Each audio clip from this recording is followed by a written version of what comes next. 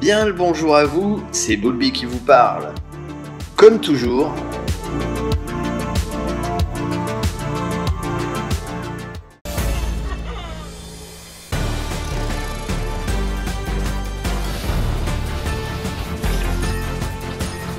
en voilà un jeu que nous suivions, Santo et moi, de près. Nous n'étions d'ailleurs pas les seuls, tant le style de jeu de plateforme joué à la troisième personne fait défaut en VR, alors que pourtant, quand on voit le succès énorme qu'avait rencontré Astrobot Rescue Mission sur PSVR, on se demande pourquoi si peu de studios ont emprunté le boulevard tracé par le jeu de Japan Studio.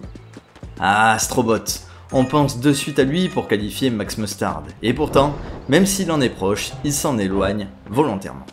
Richie, l'un des développeurs du studio, souhaitait, comme il me l'a dit lors de nos échanges, vouloir concevoir ce jeu pour que les joueurs aient envie de jouer un niveau de plus. C'est comme par exemple regarder une bonne série télévisée en boucle, car il pense, ainsi que les autres membres du studio, qu'il y a trop de jeux que les joueurs ne finissent pas. Le pari est-il réussi? Voyons ça ensemble. L'histoire est somme toute mineure, on joue on ne sait trop qui, venu aider on ne sait trop qui non plus, à libérer des petites créatures, ainsi que remettre de l'ordre dans un univers bouleversé par la mécanisation. J'ai personnellement très vite fait abstraction de l'histoire pour me concentrer sur l'enchaînement des missions et des mondes qui sont au nombre de 4 numérotés, arcs 1, 2, 3 et 4. Par monde, il y a 10 missions, 10 niveaux si vous préférez, ce qui fait en tout une quarantaine de missions au niveau au total. Sur chaque plateau, il y a un shop dans lequel vous pouvez acheter de l'équipement permettant de muscler votre personnage, par exemple avec l'option attaque de mêlée, ou d'acheter des vies supplémentaires, et, même chose surprenante, la possibilité de changer l'axe de la caméra. Entendez par cela de faire à votre caméra des rotations angulaires de 45 degrés, pas de déplacement fluide de cette dernière ici. Les menus sont ici limités et alors plus simple à pareil, mais on a au moins des écrits en français. Le gameplay de Max Mustard est des plus simples, on dirige notre personnage avec le stick de gauche, on voit d'ailleurs nos contrôleurs VR représentés de façon old school, on peut sauter, actionner nos jet boots à la manière d'Iron Man ou d'un certain Astrobot. On ne se servira que du stick de gauche, du trigger de droite et des boutons A et B. On doit tout au long de chaque mission sauver de petites créatures ressemblant à un croisement d'éléphants de l'espace.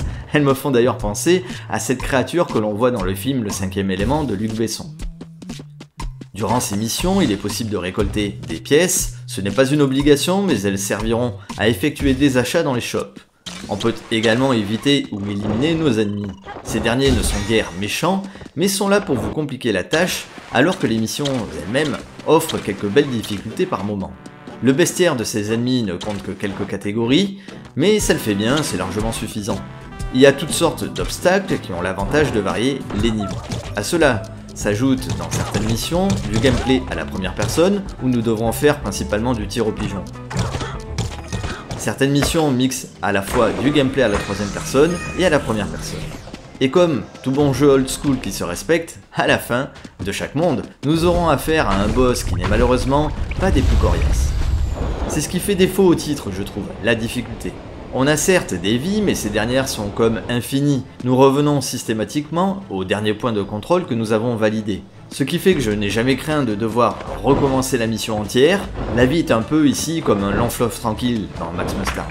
La seule crainte est de ne plus avoir de batterie dans son casque, ou d'avoir un bug m'obligeant de devoir refaire la mission à zéro, et ça m'est arrivé une fois.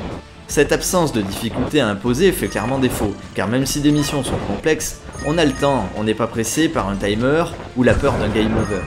Rassurez-vous, un time trial mode, selon les dires de Richie, est en prévision, ce qui apportera une rejouabilité certaine au titre. Le jeu de la caméra, même s'il n'égale pas celui d'Astrobot, Rescue Mission, est bien plus viable que celui du titre VenVR Adventure par exemple. Les petits manquements sont vite comblés si vous prenez le parti de jouer debout.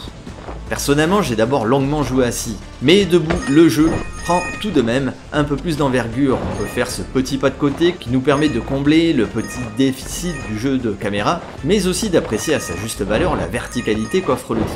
Il y a d'ailleurs une belle échelle de profondeur, le studio a su en jouer avec efficacité. La prise en main de Max Mustard est aisée et globalement réussie. Le jeu est prenant et j'ai eu envie d'enchaîner les missions comme si j'étais addict.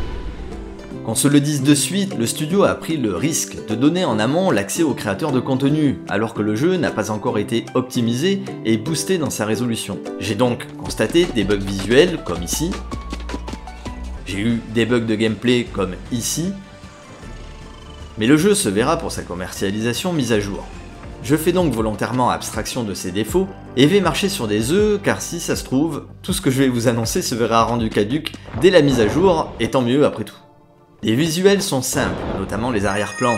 J'aurais par exemple préféré des PNG un peu plus travaillés, voire des PNG animés, comme par exemple lorsque nous sommes dans le van, afin de voir par exemple le ciel évoluer un petit peu. Personnellement, et ce même si la mise à jour apportera un gain de résolution supplémentaire, on sent bien que le studio a souhaité volontairement nous plonger dans un univers coloré old school, aux traits de crayon épais, comme au temps de notre enfance. Ainsi, le jeu, je trouve, fait allusion à des univers comme Dragon Ball, où certains niveaux ressemblent aux environnements urbains de la célèbre œuvre de feu Akira Toriyama, mais aussi à Nintendo, PlayStation, Konami et Insomniac Games. Max Mustard pioche un peu ici et là, fait plein de clins d'œil à des titres comme Frogger sorti en 81, ou même Richie Plank du même studio. Je passe rapidement sur l'ambiance sonore. On est là dans du déjà connu des jeux de plateau en plat. Les bruitages sont là pour donner du rythme, la musique est douce et lancinante, tout est fait pour vous coucouner. En conclusion, Max Mustard est un jeu bien né, et je ne dis pas cela seulement parce que j'attendais avec impatience le titre, non. Ça change en VR de voir un jeu autre qu'un FPS ou un jeu d'horreur à la première personne. Toast Interactive a créé un réel univers rythmé par une petite histoire. Le jeu apporte de la fraîcheur dans ma ludothèque de titres. On a une réelle ambiance visuelle et le jeu m'a rapidement rendu addict, sans doute parce que les missions ne sont pas longues, entre 10-15 minutes, et donnent le temps d'en enchaîner une suivante.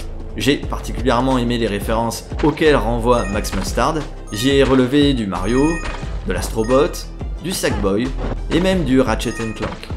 Bref, pour moi, le défi et la volonté du studio de faire un jeu accessible, qui donne envie d'enchaîner un niveau supplémentaire comme on peut enchaîner les épisodes d'une bonne série TV, est rempli.